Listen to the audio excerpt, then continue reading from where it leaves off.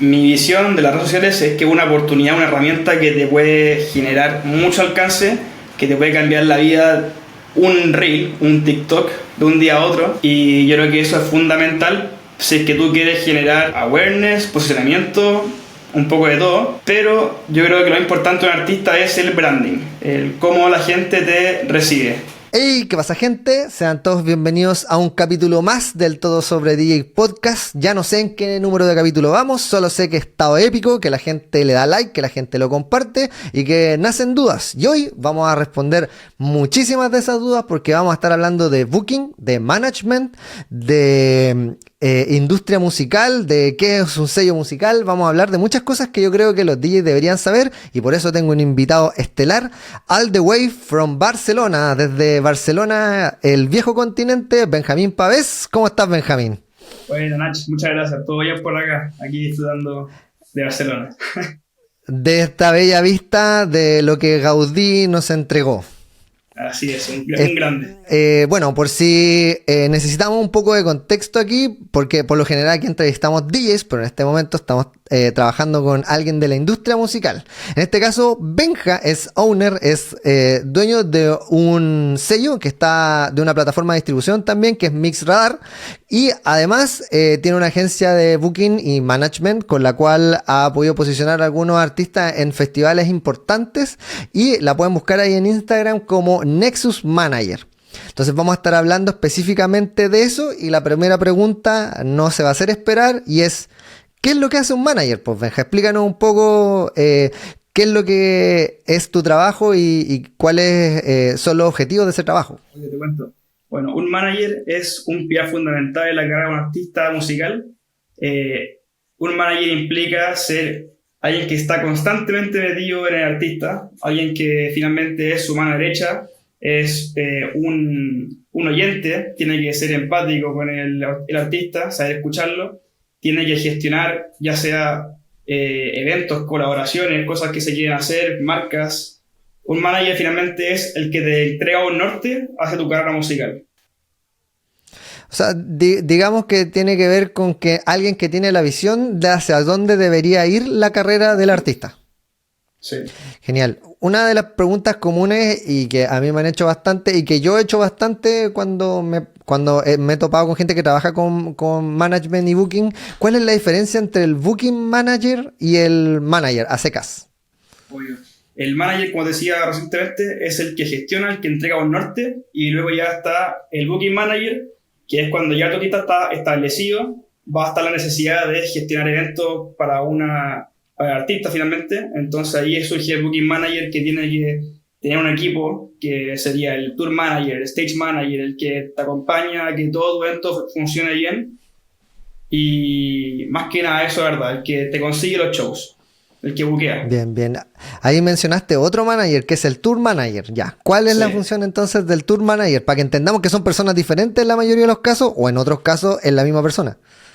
Mira, pasa mucho también de que el booking manager puede ser el tour manager, pero en carrera ya más establecida la idea es tener un equipo diversificado que cumpla con sus tareas específicas.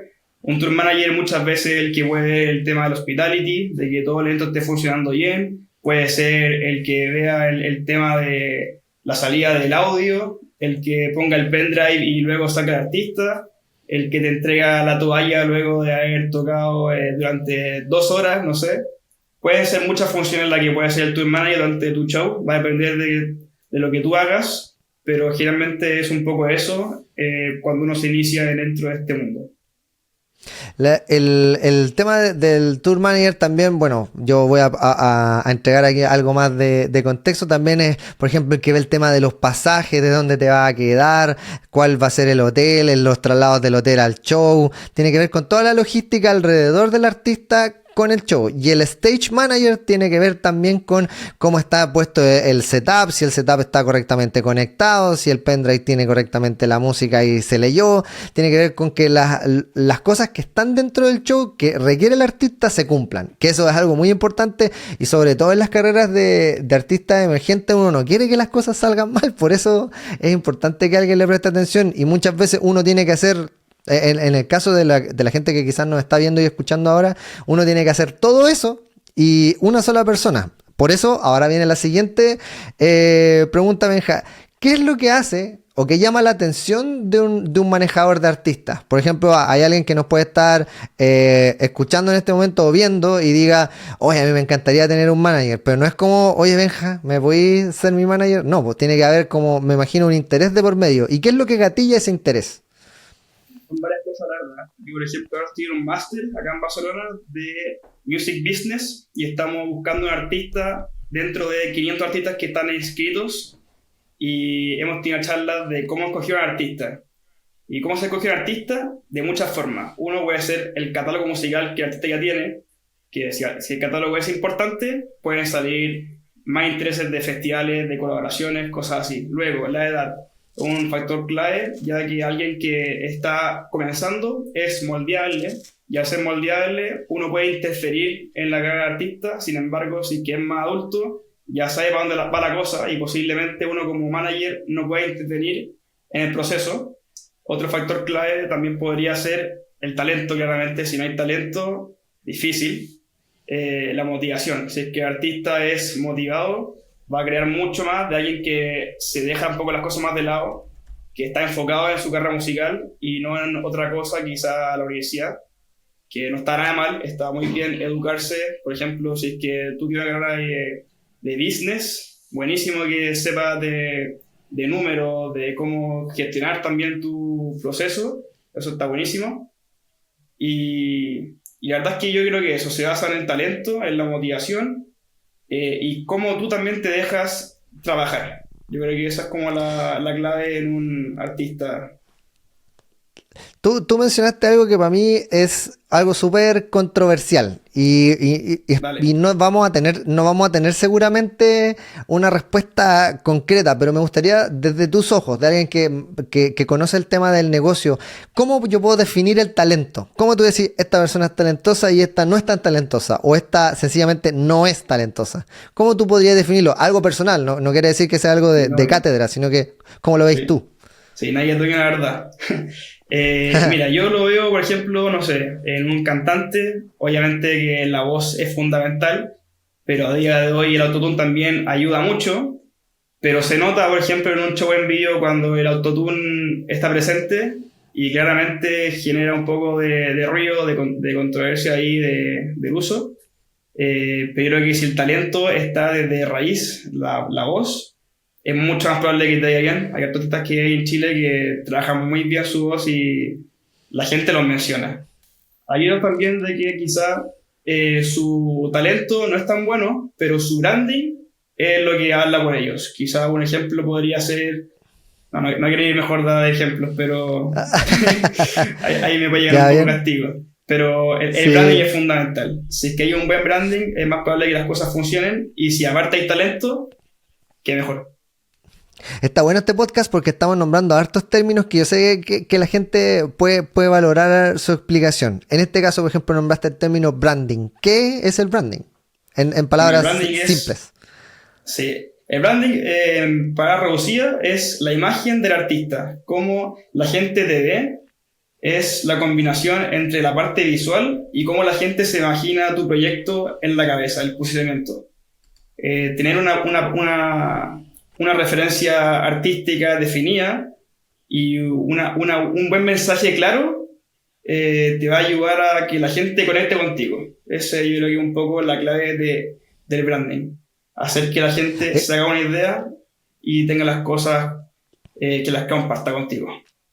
Yo encuentro que esta definición me dio en todos los clavos necesarios porque quiero como tirarle, yo en este podcast siempre como le tiro la oreja a gente, pero en este momento quiero como llamarle la atención a esas personas que toman, por ejemplo, una parte importante de cómo te ves en este momento son las redes sociales y eso tiene que responder a tu branding. Pero ¿qué pasa con ese artista muy emergente que quiere ser artista, tiene las ganas, que seguramente de los que están escuchando aquí deben ser muchos, que quisieran llegar a festivales o salir del país mostrando su arte, pero siguen teniendo fotos del perrito, siguen teniendo fotos de su familia, no trabajan la parte de cómo se ve sus redes sociales y cómo expresan eso a través de cómo se ven. No sé cómo lo veis tú, o sea, ¿tú sentís que está permitido? ¿Sentís que uno debería tomárselo un poco más en serio para poder tener los logros que uno espera o no es tan grave? Mira, yo creo que un equilibrio es lo perfecto. Yo creo que es muy bueno humanizar el proyecto musical, siempre y cuando uno esté dispuesto a decir, esta es mi novia, esta es mi mamá. Si uno está dispuesto a eso, yo creo que es bonito humanizar el proyecto musical, siempre y cuando la calidad siempre sea la adecuada. No hay que perder la calidad porque la calidad es todo. La gente te mira, no solamente te escucha. Va por todas partes, por todos los signos. Incluso de repente, como decía yo recientemente con el tema de branding, la gente te huele, la gente te escucha, la gente te ve. Va por todas partes el tema del branding y cómo uno se vende como artista es crucial. Pero si es que tú quieres involucrar tu parte emocional, tu parte familiar, tu parte humana, está perfecto, pero un equilibrio y que sea profesional. Ya, o sea, para ti el tema de la calidad de imágenes, la calidad de fotos, la calidad La de calidad cómo de se ve el contenido, producto final es sí, por importante. ejemplo, yo creo que está la clave en cómo tú valorizas el contenido para que también lo valorice el que te esté mirando. Por ejemplo, si es que tú solamente subes fotos de tu familia, la gente va a decir, ¿para qué lo sigo? No, no me sirve. En cambio, si es que yo, por ejemplo, subo como un DJ, yo subo un mashup, yo subo un remix, subo cómo construir esta canción y luego subo feliz cumpleaños mamá, está perfecto, no hay ningún problema con eso porque lo que tú entregas es de valor y también la gente dice que es real que este artista. Lo comparto, me encantaría ser él. Si es que uno solamente se da el tiempo de trabajar, la parte humana se pierde. Y quizás se da la idea de es muy egocéntrico y cosas de ese estilo. Yo creo que está bueno hacer un equilibrio de vez en cuando.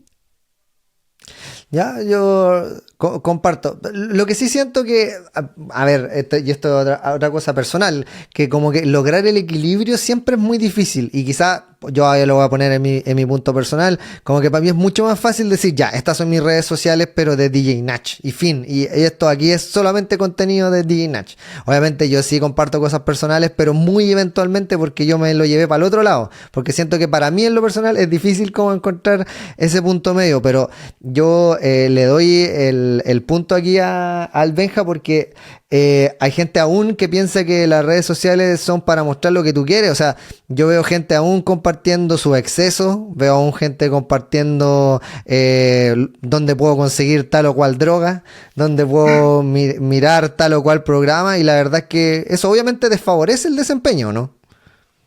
Sí, no, obviamente que subir cosas de ese tipo, tu imagen de artista se va perdiendo, se desprofesionaliza y no se valora. Yo creo que siempre está en dar el ejemplo, crear un buen contenido y finalmente eso. Yo creo que ahí está la clave.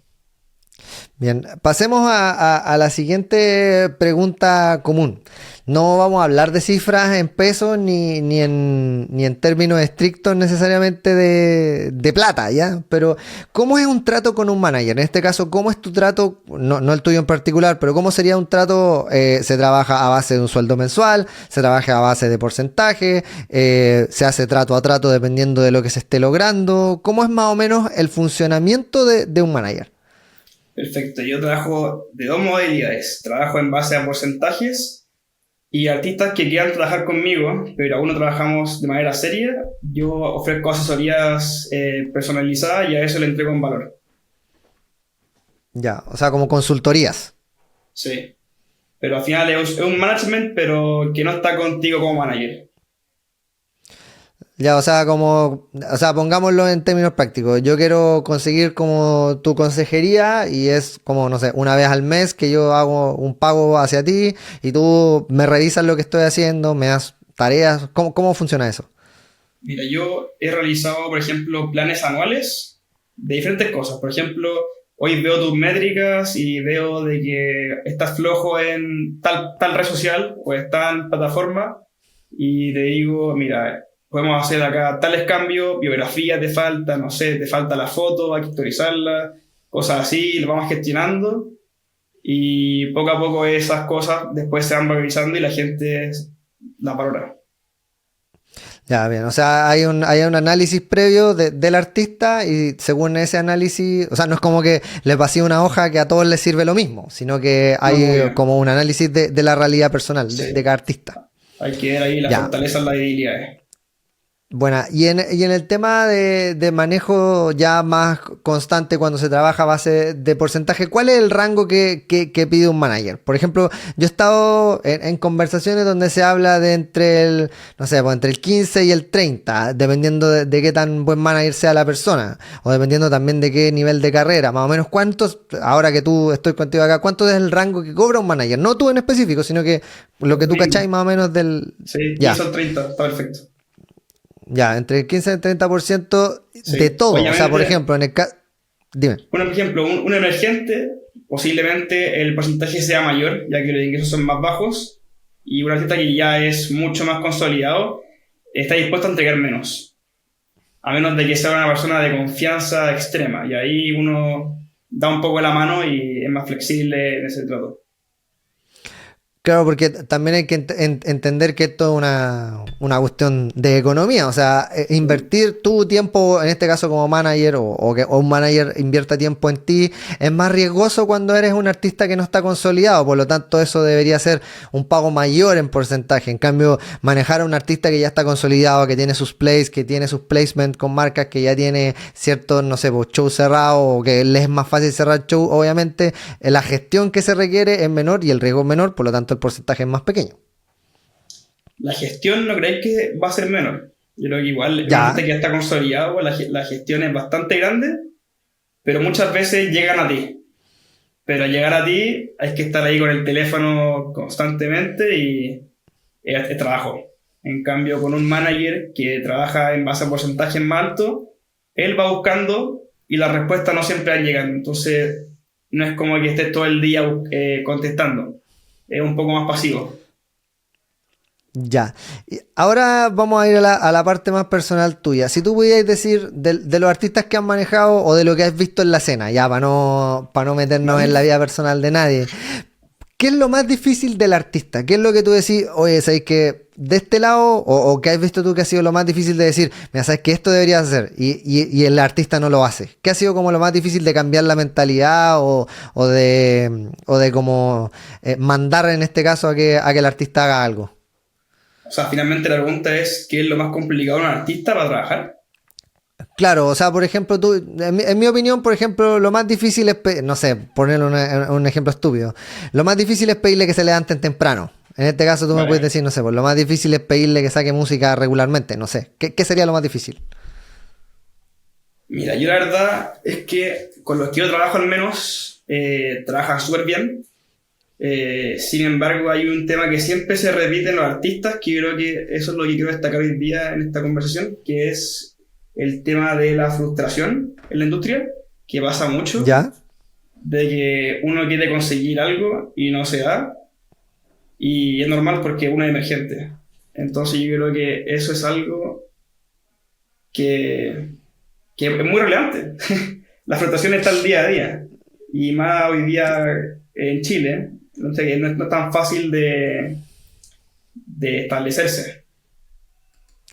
Es que claro, también eso depende harto de la personalidad del artista, pues. Por eso, bueno, no sé si ahora o off the record lo mencionamos, pero tiene que el manager harto de psicólogo igual, pues. O sea, de decirle, oye, Sí, vamos bien, o vota para la otra. Porque me imagino sí, que pasa N, por ejemplo, hablemos de lo que pasó, no sé, hace poco en Creamfields. Ahora, a la fecha que estamos grabando esto es 24 de octubre, no sabemos cuándo saldrá esto, pero saldrá pronto. Eh, Me imagino que para Greenfields, cuando tú tratas igual como digamos, ofrecer artistas o de gestionar fechas para artistas en este tipo de festivales, a muchos te dicen que no, po. Entonces obvio. debe ser muy difícil como igual como traspasar esa información, ¿no? Sí, es difícil porque muchas veces se van también repitiendo los artistas que uno va proponiendo y artistas que nunca se dan, se lo suman. Es súper difícil eso, que a mí personalmente me ha pasado mucho con Sister, que siempre dicen que sí, artistas que es un poco más difícil, que aún no han podido tocar, eh, y eso es. no es fácil, no es fácil manejar el tema de la frustración, es súper normal. Y nada, hay que tirar para adelante, para arriba, seguir trabajando. Estar ahí al pie del cañón. Un saludo también para Siste, que esperamos tenerlo aquí en el podcast para que nos cuente en primera persona singular cómo fue esa experiencia, po. Ahora quiero que vayamos a, desde tu experiencia, cómo es la selección de los artistas. O sea, cómo es el proceso. Tú te contactan por cierto artista, tú los contactas a ellos. ¿Cómo es que se hace esa parte del negocio? Mira, En caso de festivales o de... Sí, mira, eso, hasta esta altura siempre he sido yo el que contacta a los artistas, o sea, a los promotores. Yo contacto a los promotores, yo los persigo y los busco. Hasta ahora nunca me han contactado a mí, a menos en festivales grandes. Hay que estar siempre pendiente de eso y yo entrego un book, entrego una variedad de unos 8 artistas por cada festival y ellos como promotores, ¿cómo seleccionan? Seleccionan en una parte el talento, obviamente, el show que ellos pueden entregar, cómo están hoy día parados ellos en redes sociales, lo que ellos están entregando, y una parte fundamental es el negocio. Para la promotora, obviamente que esto es un negocio, y si el artista no convoca, va a ser difícil de que esté al menos en un buen bloque o un buen escenario. Pero se da la oportunidad a artistas nacionales emergentes en bloques más pequeños y luego, siguiente año se va viendo ese avance y así. Bien, eso es la parte fría, pues, porque en verdad uno piensa la parte artística, o sea, ojalá que siempre primara el talento, pero también el tema redes sociales, el tema número, el tema plays en Spotify, los datos que tú decías, igual son lo que hacen que los festivales vendan, pues. O sea, si no Sí. serían festivales, porque al final son negocios y no es caridad. Y eso es algo que uno como artista, yo lo veo desde el lado así, del otro lado, del lado del artista, es difícil entenderlo muchas veces, sobre todo en un inicio, porque uno se compara constantemente, ¿por qué ese sí y yo no? ¿Qué es lo que tiene él que no tengo yo? Y es una cuestión de inseguridad que es constante y es triste en la mayoría de los casos. Entonces, ya, logramos que contactaran tal artista, se ofreció el booking, eligieron a uno. ¿Cómo es la preparación antes de los shows? O sea, ¿cuáles son los aspectos importantes de la presentación y más o menos cómo se desarrollan? Mira, la parte importante es la parte visual y la parte auditiva. Un DJ no solamente tiene que poner música y ya está, tiene que haber una propuesta escénica importante que tenga sentido con lo que está sonando. Las visuales, un buen logo y un buen set que finalmente te lleve hacia un viaje, una introducción, hay que tener un buen final y hay que tener a la gente constantemente saltando, cantando, bailando, lo que ahí depende de cada DJ, es variable. Y ya también, si es que no es un DJ set, sino que es un artista, hay que tener contemplado ya coreografía, la banda. Es un proceso distinto, es más complejo.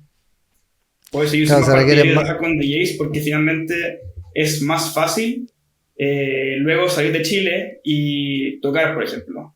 Una banda es súper difícil porque hay que costearse muchas más cosas, hay que quizá tener a las bailarinas, o si es que, por ejemplo, la banda no va a ir y tampoco a las bailarinas, hay que conseguir gente allá que te brinde ese servicio y se compleja un poco el panorama. Entonces yo creo que el mundo del DJ es bien favorable para poder viajar. Incluso uno como DJ solamente podía ir y ningún problema.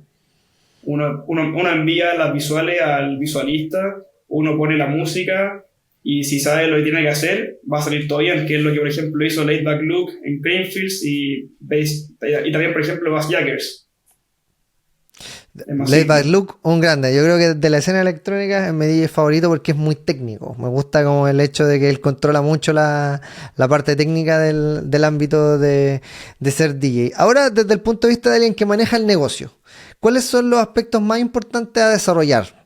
Por ejemplo, si tuviéramos que poner 3 aspectos o 5 aspectos importantes, por ejemplo, ¿qué tan importante, voy a cambiar la pregunta, qué tan importante es para un DJ ahora sus redes sociales o para un artista sus redes sociales? ¿Cuánto tiempo debería dedicarle? Cuéntame, ¿cuál es tu visión como manager de eso? Mi visión de las redes sociales es que es una oportunidad, una herramienta que te puede generar mucho alcance, que te puede cambiar la vida, un reel, un TikTok, de un día a otro. Y yo creo que eso es fundamental si es que tú quieres generar awareness, posicionamiento, un poco de todo. Pero yo creo que lo importante de un artista es el branding, el cómo la gente te recibe a ti como artista. Porque si tienes un buen branding y luego generas el TikTok y te haces viral, tienes la pega lista. En cambio, si es que hiciste un video viral y luego ven que hay un mal branding, hay mala música, se te escapan esos seguidores que podrían haber sido fidelizados de manera mucho más fácil. Que pasa mucho de que, por ejemplo, un artista con un mal branding o una mala red social o lo que sea, hizo un TikTok, sacó la canción y se convirtió en un one hit wonder. Listo.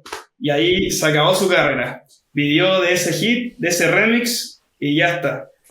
Yo creo que la clave está en partir en conocerse, tener establecido lo que uno quiere entregar, en cómo uno se quiere diferenciar y luego ya, teniendo el norte claro, todo se empieza a entregar fácilmente. Bueno, yo ya sé la respuesta a la siguiente pregunta, pero te la voy a hacer igual. Pero, ¿qué tan vital es para un DJ ahora? Porque, bueno, la mayoría de los DJs que están escuchando esto en general son DJs de club, o sea, que tocan canciones de otras personas. ¿Qué tan importante es para un artista DJ crear su propia música?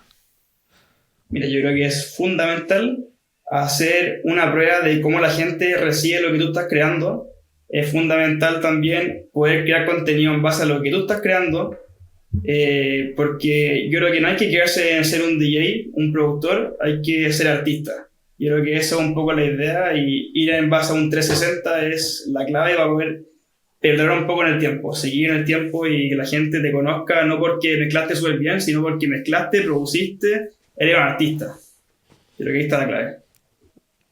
El tema de producir, yo creo que la mayoría de los DJs que son únicamente DJs, así DJs de pista central o de club, lo ven muy de lejos. Y yo creo que en lo personal, y esto es algo ya que le estoy diciendo únicamente a la gente que nos está oyendo o viendo, es que yo creo que la mayoría de los DJs que son capaces de hacer una fiesta, son capaces de producir música. Y yo creo que más que todo, otra cosa que yo he dicho encarecidamente en este podcast, es que la gente es sencillamente floja, les da flojera aprender una nueva habilidad, les da flojera el proceso de no saber, porque no les voy a mentir, si es un proceso tardado, aprender a producir música te puede tardar años, o sea, es un proceso continuo, nunca uno termina de aprender, pero creo que es la única manera, aunque sea haciendo remixes, quizás no haciendo tus propias canciones en un inicio, pero sí se le da mucho el sello, incluso para el valor que percibe la gente de lo tuyo. O sea, en lo personal ahora voy a hablar de mí, disculpen, es mi podcast, así que puedo hablar de mí. Cuando yo he lanzado remixes o música más elaborada propia es donde más he sentido visualización, aparte que cuando empecé a hacer el contenido en redes sociales. Entonces creo que esto podría ser fácilmente una invitación a que la gente vea como el desempeño del DJ, más allá de únicamente mezclar dos canciones y hacer a la gente bailar. Es un espacio muy, muy, muy pequeño del negocio de la música. Y para allá vamos. Quiero que me explique un poco cómo es que funciona el negocio de la música. O sea, ¿de dónde sale la plata? Porque en verdad hay mucha gente que no tiene idea de eso. O sea, yo en mi casa hago una pista, me la compra un artista, la sube. Ese artista, ¿cómo gana plata? Mira, la verdad es que hay dos miradas, la emergente y la consolidada. La consolidada puede venir de todas partes. Puede venir de la distribución musical, puede venir del publishing, puede venir de las giras que hiciste, del show que hiciste, de todo. Uno como artista consolidado puede vivir de eso mucho más fácil. En cambio, un artista emergente tiene que vivir en base a un 360, vivir en base a un todo. Y como te decía antes, 360 es la clave, porque finalmente si es que estáis generando 1000 reproducciones en un mes, ¿cuánto tenéis ahí? 1000 pesos quizás, porque depende un poco de quién te escucha, si es que es de España, si es que es de Chile. Cada país te paga diferente. Entonces no podéis vivir un poco de la distribución solamente, tienes que vivir de tocar en vivo, tienes que vivir de colaboraciones, tiene que ir de estar con marcas, hay que venderse un poco más a diferentes aristas del mercado y no cerrarse a nada. Entonces, el negocio de la música ya cachamos que tiene que ver con varias aristas. Obviamente cuando uno es emergente depende de más factores porque el mero hecho de tú hacer tus propias canciones no es suficiente para poder ganar al respecto. ¿Ya? Lo cual es lamentable porque es un sueño de muchos poder vivir de la música. Me incluyo, es uno de los sueños que siempre tuve y creo que no es tan fácil como uno quisiera. ¿Ya? Ahora, quisiera preguntarte por tu realidad allá en Europa. O sea, ¿qué diferencias has visto entre el negocio de la música en Chile y el negocio de la música allá en Europa? Por ejemplo, ahora estoy en Cataluña, una ciudad, un país, como hay gente que quiere llamarlo, y hay mucha gente que es catalán y está decidido a que su música en catalán va a funcionar, pero es un mercado muy pequeño. Entonces también tenemos la lista de España, a nivel un poco más global, habla en castellano, y en ese sentido funciona súper bien el mercado latinoamericano, porque es hispanohablante. Y ya un poco luego de la escena en cuanto a shows, es continua. No hay un género establecido que lidera acá en España al menos. Siento que hay espacio para todo. Para el R&B, el reggaetón, el trap, el rock. Un poco de todo. Incluso hay mucha fusión de géneros que de hecho este 27 voy a ir a un trap and roll. Hay muchas cosas distintas que yo nunca en mi vida había escuchado. Y creo que eso es bien interesante porque se da espacio para todos. Creo que es un mercado súper libre. En relación a Chile, entonces, eso es una diferencia. Acá nosotros tenemos un mercado que es bastante definido. O sea, está un poco en la escena electrónica, digamos, un poco más de nicho, y lo que pega es en la parte urbana. Sí. No sé si será bueno o malo, pero es así nomás. Es así, también es importante que lo veamos de esa forma. Es un costo que tenemos por haber nacido. Yo creo que un promotor es positivo que haya poca diversificación de género en Chile, porque se da un poco más a la segura. En cambio acá hay tanta diversificación, tanto evento cada día distinto, tantas nuevas tendencias, que todo es muy arriesgado, todo es muy desconocido y bueno, eso es riesgo. Sí, pues obviamente cuando uno va a tratar de producir algo, por ejemplo, como tú decías, un promotor de producir una fiesta o producir un evento de un género en específico, mientras más género hay, es más difícil achuntarle. Pues en cambio acá se hacía una fiesta, no sé, pues de reggaetón, es mucho más fácil que eso funcione. Así es. Y digamos que pudiéramos arreglar el mundo, decir que después de esta conversación lo que digamos nosotros se va a hacer aquí en Chile. ¿Qué necesitamos nosotros a tu juicio para poder mejorar el negocio de la música y de los artistas? Porque muchos nos quejamos de eso, que no funciona tan bien como debería. ¿Qué podríamos hacer? Mira, yo por ejemplo diría de que hay que cada uno saber cuánto cuesta su trabajo, tener claro eso, para que cuando tú sepas cuánto vale tu trabajo, vas a poder decir, quizá toco menos seguido, pero va a ganar el doble, y más gente va a empezar a escalar y así, porque pasa mucho hoy día en Chile de que uno dice, yo toco hoy día y toco gratis, o no sé, hay un cumpleaños y dice, un amigo mío cobra barato. Yo creo que hay que perder un poco esa ideología y hacer rendir cuánto es lo que nosotros realmente valemos, porque a fin de cuentas, si es que nosotros decimos un precio y nunca vamos creciendo, eso es lo que pasa, uno nunca crece como artista. Y es muy difícil poder mejorar el equipo que uno tiene en la casa, mejorar quizá la relación con otro artista afuera, porque oportunidades hay y no hay que cerrarse a eso. Bien, me voy a quedar con esta quote del Benja porque creo que hace bastante sentido con lo que yo pienso. A un poco dignificar el trabajo, cobrar lo que vale la pega, y porque también eso quiere decir una inversión. O sea, que a un artista, y aquí vamos a blanquearla, vamos a aclararla, no quiero hablar con tantos modismos, quiero hablar con más lenguaje latinoamericano. Voy a aclarar que en la mayoría de los países los DJs que son, o los artistas que son del país, en los festivales grandes como Creamfields o Road to Ultra, etcétera, etcétera, cobran muchísimo menos que un artista internacional. Y eso va en desmedro de dos cosas. Uno, evidentemente, del pago del artista, que puede ser tan bueno, el talento puede ser tan bueno, obviamente no vende los mismos tickets que, no sé, pues, un DJ Tiesto, pero también va en desmedro de la presentación del artista, porque muchas veces, y aquí también te dejo la palabra si quieres hablar, cuando un artista cobra 1 millón de pesos por estar en tal stage de tal festival, no es que ese 1 millón de pesos vaya embolsado directamente al artista de manera directa, ¿cierto? Sino que tiene que ver con la inversión que se requiere para que el show se realice de la manera óptima que el artista quiere, ¿cierto? Sí, bueno, eso pasa muchísimo. Se paga mal muchas veces a los artistas nacionales y ahí se impide un poco o se complica el tema de poder ir con el equipo adecuado, ir con iluminación adecuada, ir con buenas pantallas personalizadas según tu trabajo. También quizá incluso comparte buena ropa para poder ese día destacar como artista y no ser uno más.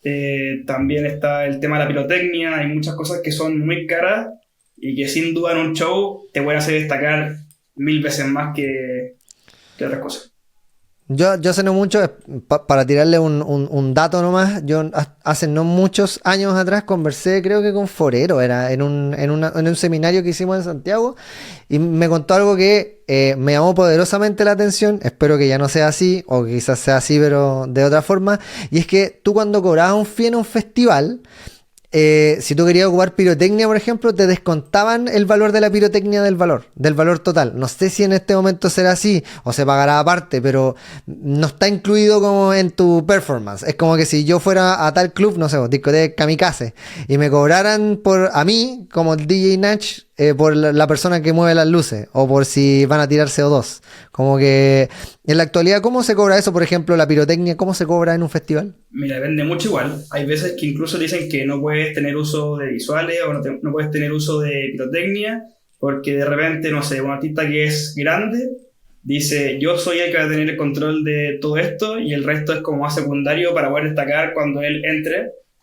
Hay veces también de que, yo creo que es lo más general, es de que no viene incluido. Es un valor aparte y generalmente un nacional no lo paga por el poco ingreso que recibe.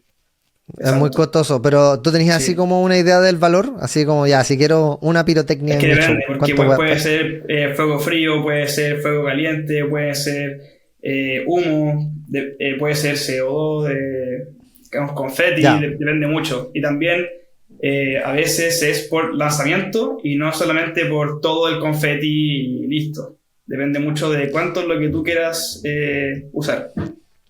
Ya, vale. Y eso son cosas que los artistas nacionales tienen que tener en consideración en el momento de subirse al escenario. Y obviamente eso, si el valor que consiguen ellos con la presentación es poco, obviamente eso va a ir en directo desmedro de la presentación final, pues.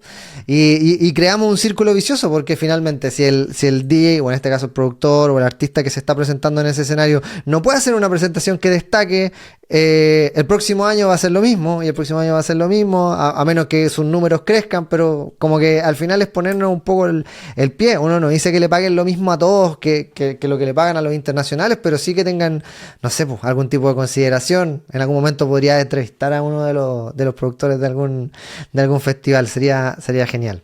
Sería bueno. Antes de terminar, Benja, algo que nos quieras contar, algo que nos quieras decir. Aquí el micrófono está abierto para ti. Llevamos un buen rato conversando, pero quisiera darte la palabra si es que quisieras contarnos algo o algún pensamiento final. A ver, bueno, la clave está en el branding. Eso yo creo que lo que quiero dejar en la mente de la gente que nos está escuchando hoy día. El branding es el pie de inicio a tu carrera musical. Con un buen branding vas a poder desarrollar todo mucho más fácil, el contenido se te va a hacer más fácil, la música que tú lances va a tener un sonido que va a ser único y al final cuando uno tiene un branding ahí un poco mal, dando vueltas al uno lleva la carrera de un lado a otro constantemente. Con un norte definido es ir al grano, es tener todo claro, pueden ahí ir surgiendo intereses de las promotoras, intereses de un inversor, de managers, de bookers, y todo. Al final, el branding te puede llevar muy lejos. Yo quiero hoy día dejar a alguien en destacado que se llama Agrila, es urbana. Tiene un branding excelente. La conocí y me sorprendió. Todo súper rojo, una propuesta súper bien definida y me gustaría que ahí que la puedan mirar. Yo creo que en un par de años más la podemos estar viendo en grandes shows, festivales internacionales y ojalá que sea una artista que perdure en Chile. Muy buena. Vamos a ir a revisar eso porque siempre es bueno recomendar nuevos artistas, sobre todo para la gente que escucha acá, que son la mayoría DJs. Es importante que nos metamos, también es parte de trabajo de nosotros, pues que nosotros los que tocamos en los clubes de repente no toquemos únicamente los top 50 de Spotify, sino que de repente ir a buscar hits en otros lugares, buscar música en otros lugares de artistas emergentes que le pueden dar ahí un extra de apoyo a la carrera de alguien y le puede cambiar la vida, ¿por qué no? Se hace trend, se hace algo que pegue, no sé, hemos vivido muchas tendencias de ese tipo en Chile y es una tarea también de los DJs que están ahí musicalizando los clubes. Me voy a despedir entonces después de este capítulo. Espero que te hayas sentido bien, Benja, muy feliz yo de tenerte acá. No será la última vez que conversemos, creo que hay varios temas que me gustaría seguir conversando, pero no me gusta dejar los capítulos muy largos porque así la gente queda con ganas. Además, si quisieran alguna duda que Benja le resolviera para un siguiente capítulo, comenta aquí abajo, deja tu comentario, tu pregunta, y ahí vamos a estar sacando el rollo, respondiendo los que se puedan, y un nuevo episodio con Benja, ¿por qué no? Espero que les haya gustado. Esto fue un capítulo más del Todo sobre DJ Podcast y nos vemos en la próxima. Grande Nach, muchas gracias.